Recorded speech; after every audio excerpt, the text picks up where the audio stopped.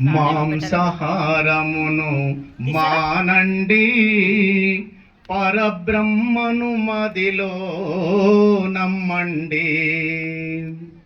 అంశని ఎరగి అనుభవ పరులై, అంశను ఎరగి అనుభవ పరులై, హింసకు లోబడనేలండి. మాంసాహారమును మానండి, పరబ్రహ్మను మదిలో నమ్మండి. జీవుల మొరాలకించండి, అవి దేవుని బిడ్డలే అనుకోండి. జీవులపై దయలేని కఠినులకి, జీవులపై దయలేని కఠినులకు జీవ బ్రహ్మైక్యము లేదండి. మాంసాహారమును మానండి, పరబ్రహ్మను మదిలో నమ్మండి. చాలా మటుకు ఏం చేస్తారంటే ఇక్కడనేమో ఉపన్యాసాలు అన్నీ చక్కగా వింటారు, ఇంటికి పోయిన తర్వాత మళ్ళీ అదే కందూరాలు, అదే మజమ్మ, అదే పోలేరమ్మ, అదే బలిదానమే ఉంటుంది.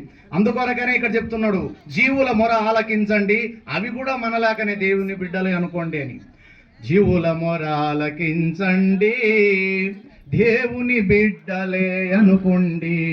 జీవులపై దయలేని కఠినునికి జీవ బ్రహ్మైక్యము లేదండి. మాంసాహారమును మానండి, పరబ్రహ్మను మదిలో నమ్మండి.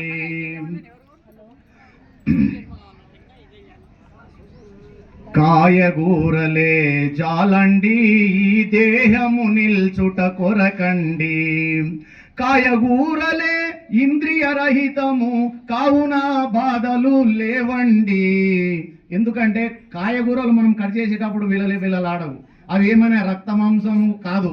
అందుకొరకే అవి కోసుకొని తిన్నా ఎటువంటి పాపం మనకు తగలదని చెప్తున్నది. అందుకొరకే కాయగూరలే చాలండి, ఈ దేహము నిల్చుట కొరకండి.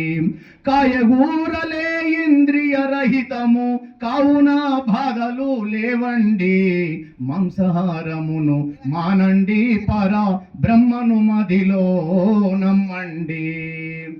కాటిలో వేసే శవమండి, అది కడుపున వేయగనేలండి.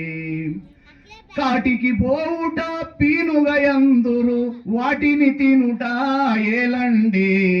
మాంసాహారమును మానండి, పరబ్రహ్మను మదిలో నమ్మండి. మనిషి చనిపోతేనేమో అది పీనుగా అంటాం, తీసుకుపోయి కాష్టంలో కాలుస్తాం లేదా మంటిలో పూడుస్తాం. కానీ మనం ఏం చేస్తున్నాం, అదే దాన్ని గొర్రెను కానీ మేకను ఇంకోటి తీసుకొని వచ్చి మన కడుపులో వేస్తున్నాం శ్మశానములాగా.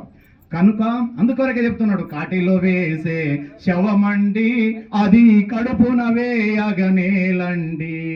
కాటికి పోవుట పీనుగయందురు, వాటిని తినుట ఏలండి. మాంసాహారమును మానండి, పరబ్రహ్మను మదిలో నమ్మండి. తనకులాడడము చూడండి, మీ కనులకు అగుపడదేమండి. పనవి బేబే అని అరువగా, పరపరా కంఠము కోయుదురండి. మాంసాహారమును మానండి, పరబ్రహ్మను మదిలో నమ్మండి.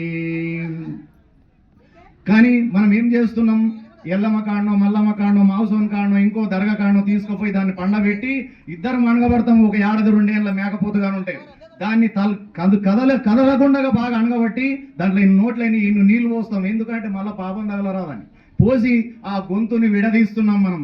అక్కడ పంచప్రాణాలు అక్కడ వెళ్ళిపోతున్నాయి ఆ విధంగా. అందుకొరకని మనం అందరం కూడా ఇక్కడ ఆహారంగా మనం భుజిస్తూ మాంసాహారాన్ని వదిలేసుకోవాలి.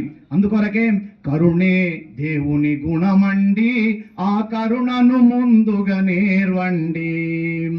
ధరలో మాణికేశ్వరి మాత, ధరలో మాణికేశ్వరి మాత, పరమ పదవి అనే పదము చెందిరి.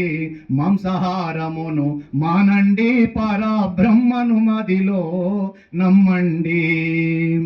మహాయోగిని మాణికేశ్వర మాత, గుళ్ళు గోపురాలు వద్దు నాయన, రేపు దీపం వేసేటోడు కూడా దిక్కు లేకుంటాడు.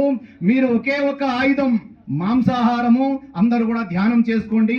ఈ జీవ హింసానికి మొత్తం హింసానికి దూరంగా ఉండండి అని అదే విషయాన్ని మాత్రమే ఒక పటంగా బోధించేవారు అమ్మవారు. ప్రతి ఆదివారము దర్శనమిచ్చేవారు. ఎందుకంటే ఆదివారమే మనకు కరి అని లేకపోతే సెలవు దినం అని ఆ రోజే మనం పెట్టుకున్నాం కాబట్టి. అందుకొరకే కరుణే దేవుని గుణమండి అమ్మవారు చెప్పారు. కరుణ కానీ దయ కానీ ప్రేమ కానీ లేకపోతే నీకు ఇంకా ఏది కలగదు అని. అందుకొరకే కరుణే దేవుని గుణమండి కరుణను ముందుగా నేర్వండి. ధరలో మాణికేశ్వరి మాత పరమ పదవి అనే పదవి చెందిరి. మాంసాహారమును మానండి పర బ్రహ్మను మదిలో నమ్మండి.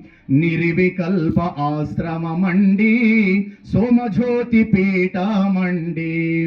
వాసిగ వెంకట దాసుని గురు కృప మీ దాసదాసుడై వేడెను ఈ భీమశంకరుడు. మాంసాహారమును మానండి పర బ్రహ్మను మదిలో నమ్మండి. మరి ఈ పాటలో మీకు వివరణ చేసినట్లుంది, అదే విధంగా పాట పాడినట్లుంది. కనుక మరి మీకు అందరికి కూడా మనం ఇక్కడ శాకాహార ర్యాలీలో పంచుకుంటూ మన చుట్ట బలగం ఎక్కడెక్కడ ఉందో అన్ని విధాలుగా కూడా మనం అందరినీ కూడా శాకాహారులు తయారు చేద్దాం, అందరినీ కూడా ధ్యానపరులంగా తయారు చేద్దాం. జై హింద్, జై భారత్.